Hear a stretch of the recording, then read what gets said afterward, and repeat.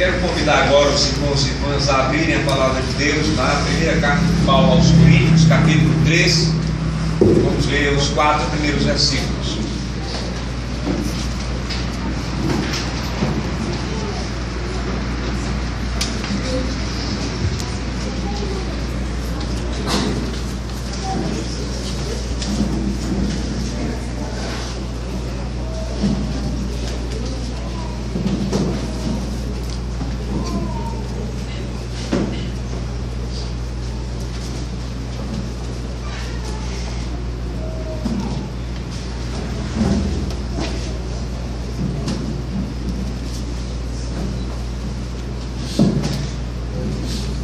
Diz a palavra de Deus: eu, porém, irmãos, não vos pude falar como a espirituais, e sim como a carnais, como a crianças em Cristo.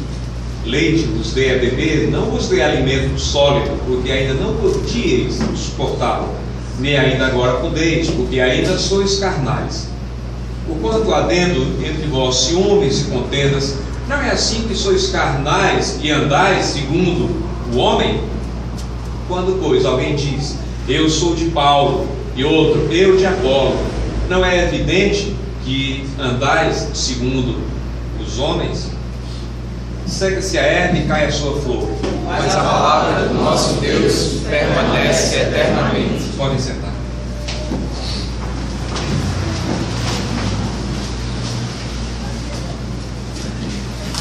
De vez em quando se ouve falar sobre pessoas que são ricas, mas que não desfrutam, não fazem uso da riqueza e dos bens que têm.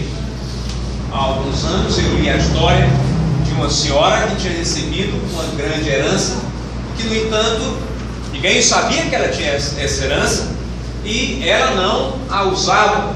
Quando sentiram falta dela, quando os vizinhos não a viram mais, começaram a procurá-la. Alguém tentou entrar na casa e eles tiveram uma grande surpresa, porque a casa dela era cheia de lixo. Tudo que ela pegava na rua, todo tipo de coisa velha, de coisas que eram abandonadas, jogadas, ela pegava e levava para sua casa. E o que se descobriu é que essa mulher, apesar disso que fazia, tinha uma grande riqueza, ela tinha uma fortuna, mas ela vivia como se fosse mendiga. Houve também a história de 2 irmãos que receberam a herança, mas que nunca a desfrutaram.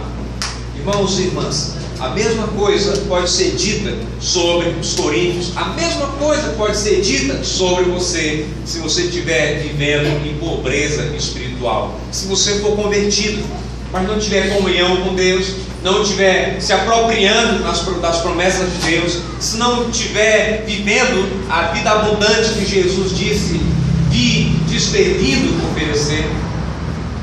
Então nós vemos os coríntios fazendo exatamente isso. Os coríntios têm em Jesus Cristo, ocultos nele, tesouros da sabedoria e do conhecimento. Mas será que pelo que você tem lido até aqui, será que pelo que você já viu, eles têm aproveitado, eles têm feito uso dessas riquezas? Eu quero mostrar para os irmãos e irmãs nessa manhã, em primeiro lugar, que os coríntios estão cometendo um grande erro, eles estão em pecado, e o apóstolo Paulo aponta o erro deles. Veja os versículos 1 e 2. Eu, porém, irmãos, não vos pude falar como a espirituais, e sim como a carnais, como a crianças em Cristo. Leite vos dei a beber, não vos dei alimento sólido, porque ainda não podíeis suportá-lo, nem ainda agora podeis, porque ainda sois carnais. Então veja aqui, o fato de Paulo pregar a Cristo e este crucificado pode ter causado a impressão de que Paulo era um pregador superficial. Então, irmãos e irmãs, Paulo diz que o problema não era o conteúdo da pregação, nem a forma como ele pregava. Paulo diz nesses 2 versículos 1 e 2 que o problema residia nos coríntios. Mas é próprio do pecador nunca perceber o seu problema, nunca perceber a sua própria miséria, nem assumir a sua responsabilidade, mas procurar o culpado. Foi isso que eles fizeram. eles tentaram se esquivar, eles tentaram evitar o diagnóstico, eles tentaram amenizar a sua própria situação, racionalizar aquilo que os fazia definhar espiritualmente. Essa, irmãos e irmãs, é uma tendência da natureza humana. Essa é uma inclinação minha e sua. Não olhar para nós mesmos, não reconhecer o mal que fazemos, não assumir a nossa responsabilidade e culpar alguém. Querem um exemplo disso? A mulher samaritana, João capítulo 4. Jesus viajando com alguns dos seus discípulos. Chega a um poço. Lá ele se encosta, mas ele não tem como tirar água. A mulher se aproxima e Jesus pede água. Jesus pede que ela lhe dê de beber. Dá-me de beber. A mulher se espanta, porque não era comum que um homem falasse com a mulher naquela cultura, muito menos um homem judeu pedir água a uma mulher samaritana. Ao que Jesus disse para ela: se conheceras o dom de Deus e quem é o que te pede, dá-me de beber, tu me pedirias e ele te daria água viva. Começa uma conversa, começa uma discussão, e a mulher, Jesus toca no ponto chave na vida daquela mulher, dizendo: vai e chama o teu marido. Jesus denuncia, Jesus toca, Jesus aponta o pecado dela, e ela diz: não tenho marido. Replicou Jesus: bem disseste, não tenho marido, porque 5 maridos já tiveste, e esse que agora tens não é teu marido. Isso disseste com verdade. E o que a mulher faz, irmãos e irmãs? Ela tenta justamente se esquivar. Ela começa um debate teológico. Jesus aponta o pecado dela, ele denuncia o que ela está fazendo, ele apresenta o diagnóstico, ele quer lidar com ela, e ela quer debater, quer discutir teologia. Ela diz: Senhor, vejo que tu és profeta. E aí começa uma discussão sobre culto, começa uma discussão sobre o lugar onde se deve adorar a Deus. Vejam, irmãos e irmãs, é essa a nossa tendência. Jesus quer lidar conosco pessoalmente, mas a gente se esquiva, a gente tem a inclinação para evitar o confronto. Nós queremos desviar o problema, nós não queremos enfrentá-lo, nós não queremos lidar com ele. Irmãos e irmãs, o apóstolo Paulo aqui não tem meias palavras, ele não tergiversa, ele diz qual era o problema dos coríntios e ele o faz de maneira direta e clara. O apóstolo Paulo diz para eles: não vos pude falar como a espirituais, e sim como a carnais, como a crianças em Cristo. Leite vos quer beber, não vos dê alimento sólido, porque ainda não podiam suportá-lo. Vocês não podem suportá-lo, vocês são imaturos, vocês são infantis, vocês não têm crescido espiritualmente, vocês são crianças na fé. Paulo está dizendo com essas palavras que os coríntios eram imaturos, eles não tinham crescido espiritualmente. Aquilo que Pedro diz na primeira carta: antes crescei na graça e no conhecimento de Jesus. Não era o que se percebia na vida dos coríntios. Irmãos e irmãs, aqueles a quem Deus regenera não estão isentos de apresentar defeitos em muitas áreas de suas vidas. No caso dos coríntios, eles estavam sob a influência da carne. Eles eram pessoas que, apesar de tudo que professavam, apesar do que Deus tinha feito por eles, apesar de o apóstolo Paulo se referir a eles no começo da carta como a santos, eles eram carnais. Eles eram influenciados pelas suas paixões. Não eram pessoas que estavam se santificando. Por isso o apóstolo Paulo diz no versículo 1: não pude falar a eles como a espirituais. Imagine a tristeza do apóstolo ao saber da situação dos coríntios. O que o apóstolo Paulo pensaria sobre a sua situação? O que o apóstolo Paulo sentiria em relação a você? Se ele soubesse como é que está a sua vida, se ele soubesse que você não ora, se ele soubesse que você não lê a sua palavra, se ele soubesse que naqueles lugares por onde você anda, aquelas pessoas descrentes com as quais você se relaciona, você não se distingue delas pelo que você fala. Você diz palavrão também como elas, contam piadas imorais, você ri e parece até se deleitar nelas. Você não se esforça por ser diferente. As pessoas não veem Cristo em você. O que o apóstolo Paulo diria da sua vida? Será que ele veria em você alguém que está crescendo espiritualmente? Será que ele veria em você alguém que tem maturidade? Agora veja, o apóstolo Paulo, assim como João, sentiria muita alegria em que os seus filhos espirituais andassem na verdade. É o que João diz na terceira carta, versículo 4. Não tenho maior alegria do que esta, a de ouvir que os meus filhos andam na verdade. Mas ainda, irmãos e irmãs, o apóstolo Paulo não apenas disse que os coríntios eram imaturos. Paulo disse que por causa da imaturidade deles, ele não podia lhes oferecer alimento sólido. Quantos cristãos passam anos e anos sempre na mesma miséria espiritual, sempre na mesma superficialidade, sempre na mesma mediocridade, nunca conseguem sair do ordinário, nunca conseguem fazer alguma coisa que de fato mostre a grandeza da obra que Cristo fez nas suas vidas. Irmãos e irmãs, será que seria por deficiência daquilo que Cristo tem nos dado? Será que a graça de Deus não seria bastante? Será que os meios de graça, será que os cultos, será que a palavra de Deus não são suficientes para nos fazer crescer na fé e amadurecer?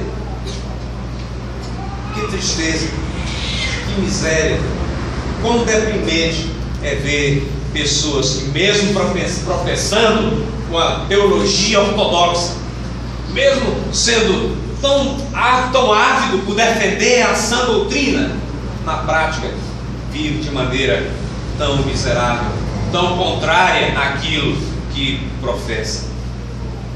Irmãos e irmãs, alimento sólido espiritualmente falando significa doutrinas cristãs mais profundas. Mas como é que alguém pode se aprofundar? Se vive na superficialidade, não demonstra interesse nenhum por obedecer a Deus, por conhecer a sua mente, por se familiarizar com a sua palavra. A ideia do crente carnal é uma das mais comuns hoje em dia.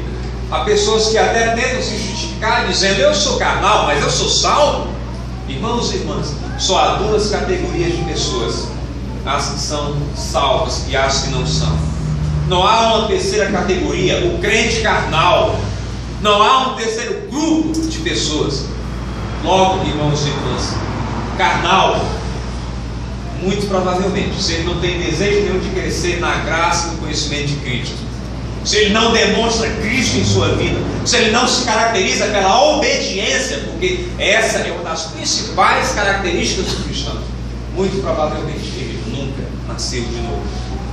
E daí o apóstolo Paulo ser tão incisivo em outras partes, quando ele fala sobre o grande perigo do auto-engano, enganar-se, tem uma falsa base, tem um fundamento errado, achar pelas razões erradas que é convertido, talvez porque um dia levantou a mão quando atenderam a um apelo, talvez porque gosta de cantar, ou porque uma vez ou outra tem algum sentimento religioso. Nada disso prova que a pessoa é verdadeiramente convertida, se ela não tem nenhum interesse quanto a obedecer a Deus, se ela não tem fome e sede da palavra do Senhor. Agora observe que nos próximos versículos, Paulo, como que prevendo a postura defensiva dos coríntios, ele apresenta as evidências do que ele estava falando.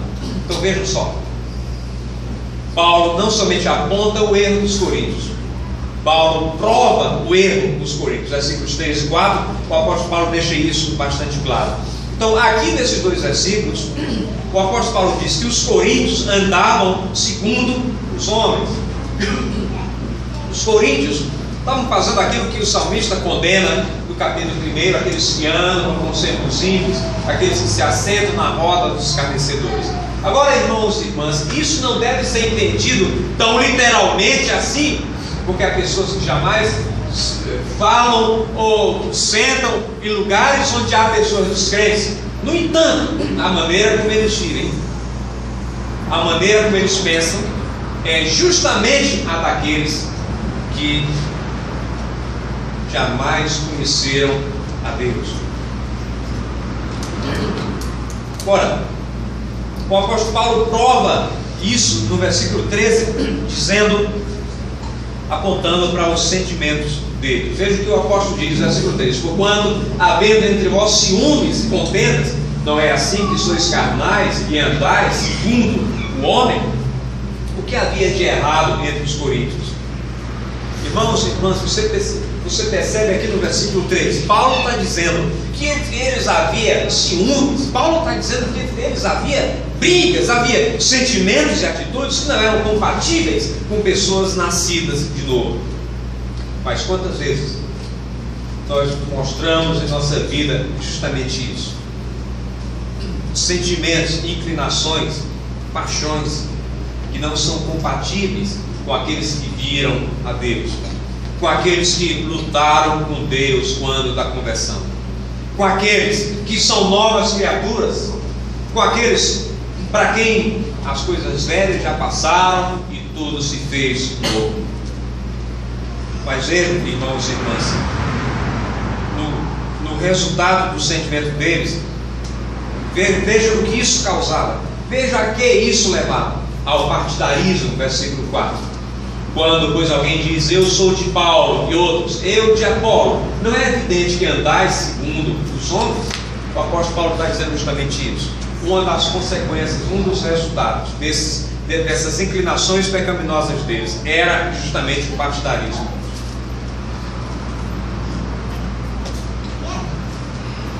E aqui, o que nós podemos perceber a partir do texto é que essas pessoas citadas, esses homens que são mencionados no versículo 4, eles não tinham autoridade nem poder próprio.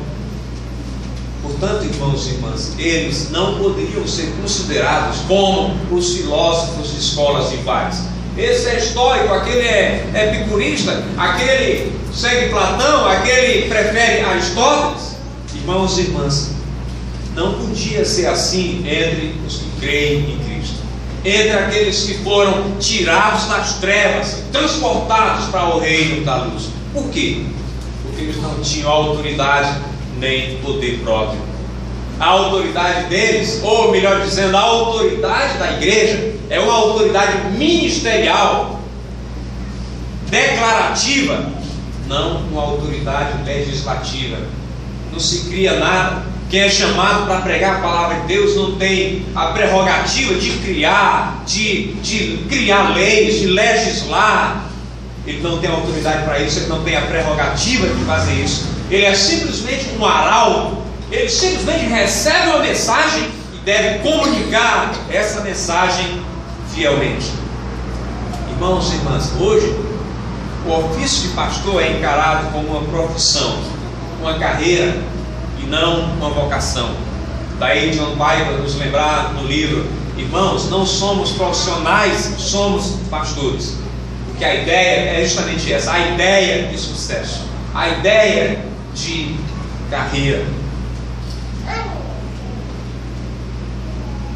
Muitos pastores presbíteros hoje querem ser diretores de autarquias, a gente vê por aí afora, ocupar cargos que lhes dê status, prestígio e dinheiro. Esse não era o espírito do apóstolo Paulo, mas é o de muitos. E há um elo entre os mais diversos pecados, ou seja, irmãos e irmãs, pecado gera pecado. É o que nós vemos aqui. Os coríntios se entregam à prática do ciúme, há confusão entre eles, há intrigas entre eles, há discórdias entre eles. E o que isso gera?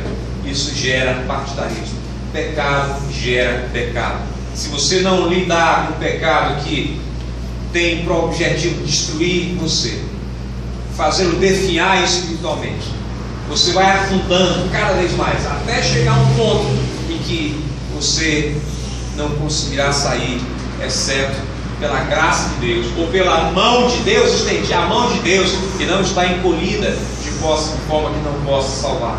Mas você tem de se arrepender, você tem de clamar aos céus, suplicar a Deus que seja longânimo para com a sua vida, que lhe seja favorável, que lhe seja propício. E isso não pode fazer ninguém que não se dê conta de quão grave, de quão sérios são os seus pecados, as suas ofensas contra a lei de Deus. Então você percebe que os coríntios não eram pessoas que amadureciam, que tinham amadurecido na fé. Os coríntios eram carnais, os coríntios eram imaturos, os coríntios eram pessoas egoístas, os coríntios eram pessoas que faziam o contrário daquilo que o apóstolo lhes tinha ensinado. E quanto a você? Você é maduro? Você é altruísta ao invés de egoísta?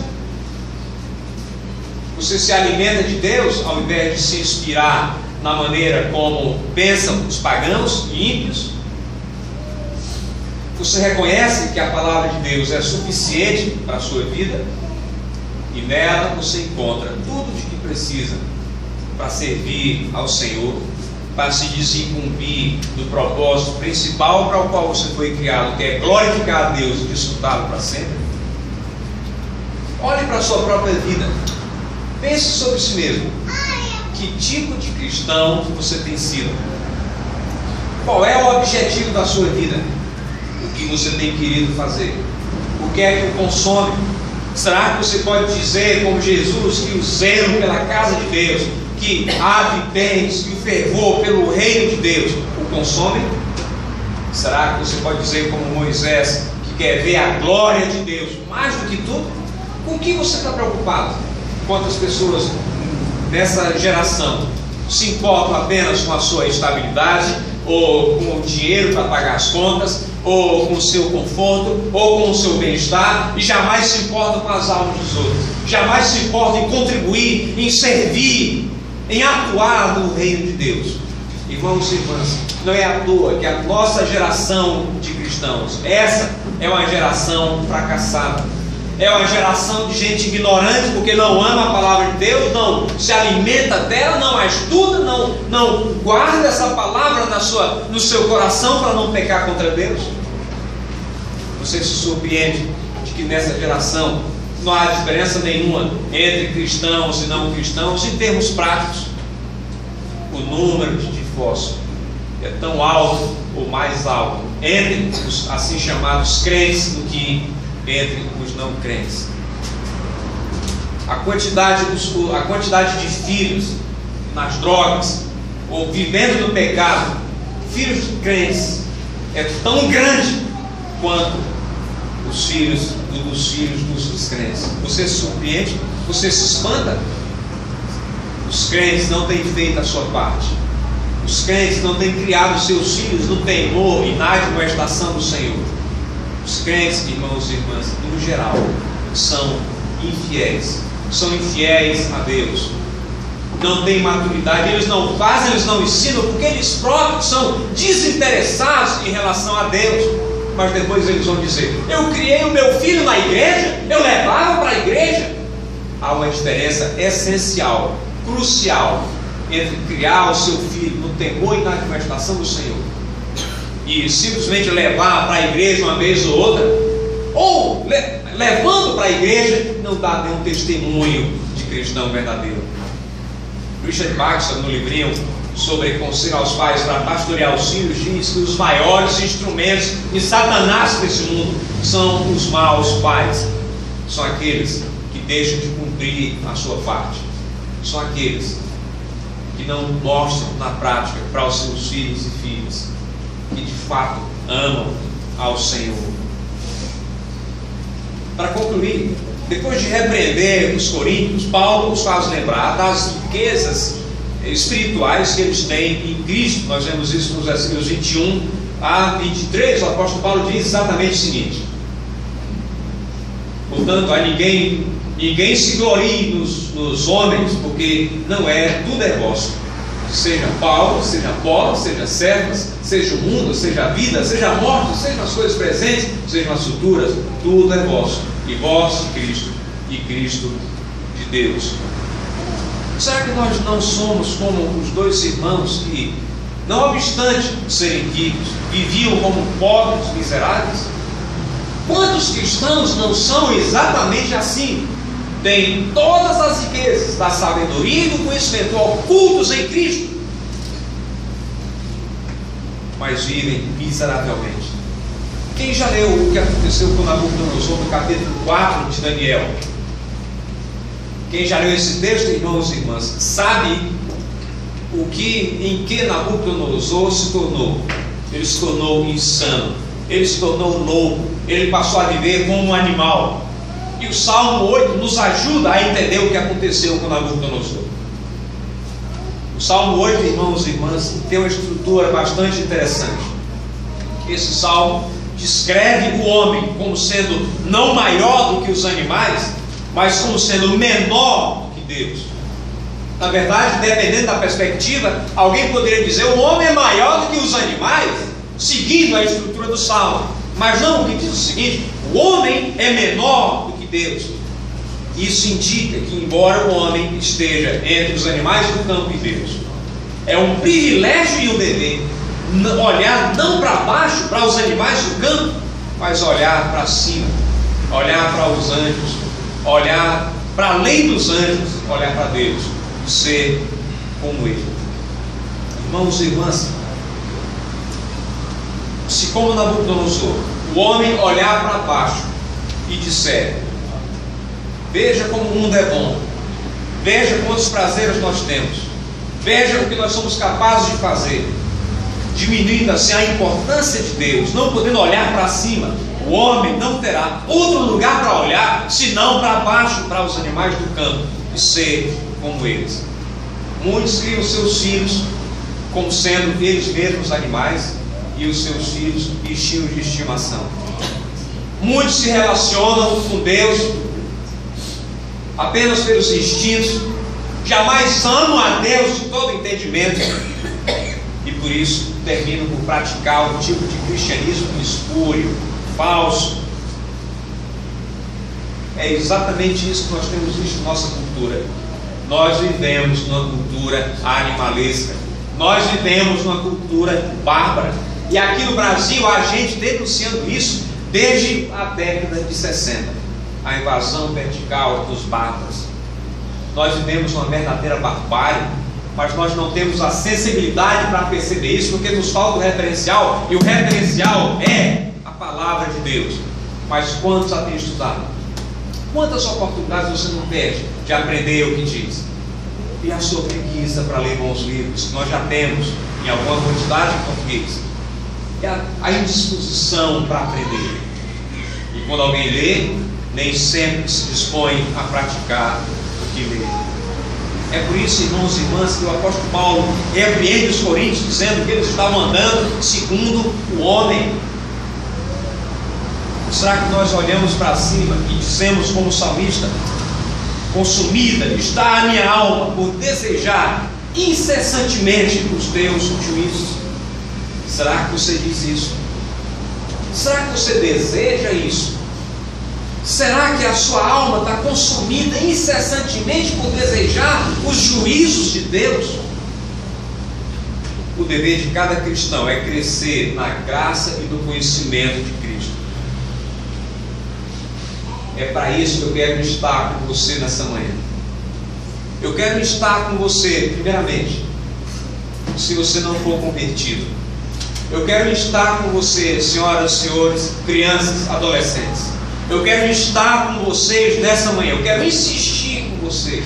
Se vocês não tiverem colocado a sua fé em Cristo ainda, se não tiverem se arrependido de seus pecados, se não o tiverem reconhecido como o Senhor da glória, como o caminho, a verdade e a vida, eu insisto, eu quero estar com você. Não saia daqui nessa manhã sem se arrepender, sem suplicar a Cristo, sem clamar aos céus, sem dizer como publicano: ser propício a mim, pecador.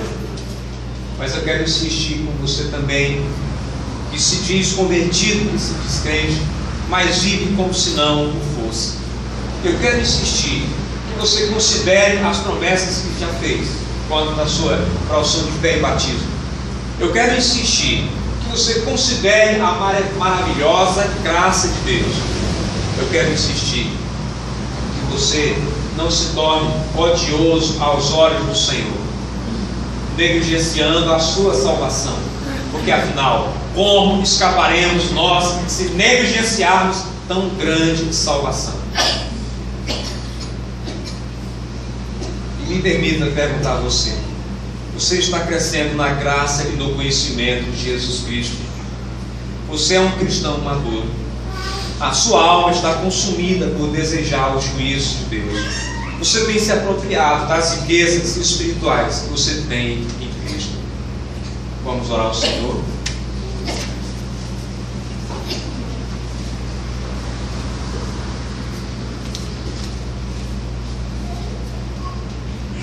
Bendito e gracioso Deus e Pai de amor, nós nos achegamos a Ti, sabendo que a salvação não depende de nós mesmos, mas é obra Tua, exclusivamente.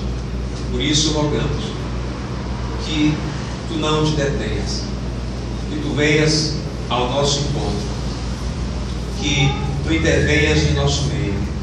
E se há alguém que ainda não te conhece, que Tu operes a salvação em suas vidas.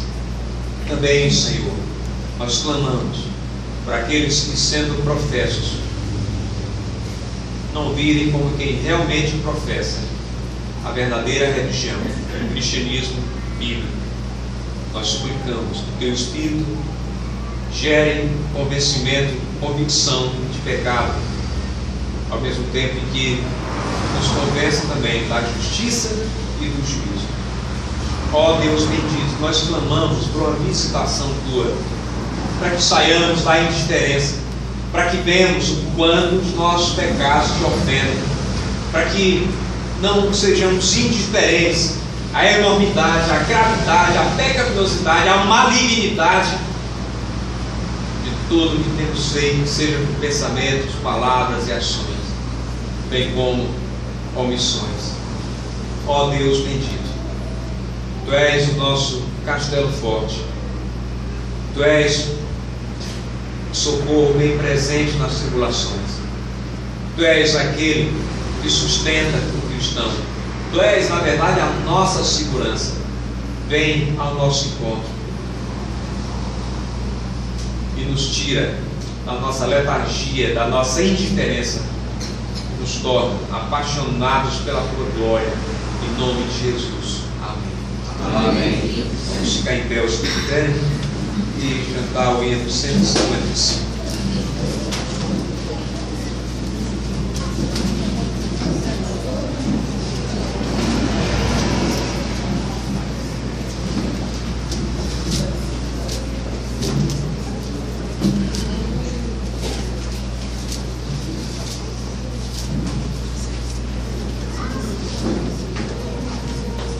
Castelo forte é nosso Deus, espada e bom escudo, com seu poder defende os seus em todo transe agudo, com fúria pertinaz, persegue Satanás, com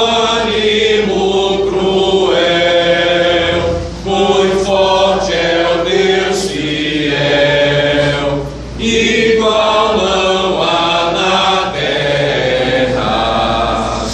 A força do homem nada faz, sozinho está perdido, mas nosso Deus socorro traz em seu Filho escolhido.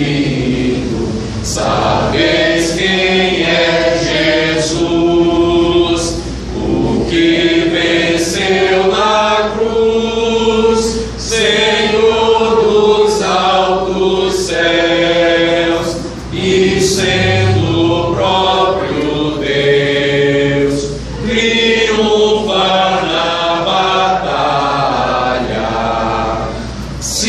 nos quisessem devorar, demônios não contados, não nos iriam derrotar, nem ver-nos assustados. O príncipe do mal, com seu plano infernal, já condenado está, vencido cairá, por uma só palavra de Deus o verbo ficará, sabemos com certeza, e nada nos assustará, com Cristo por defesa, se temos de perder família, vens prazer, se tudo se acabar e a morte enfim chegar, com Ele reinaremos.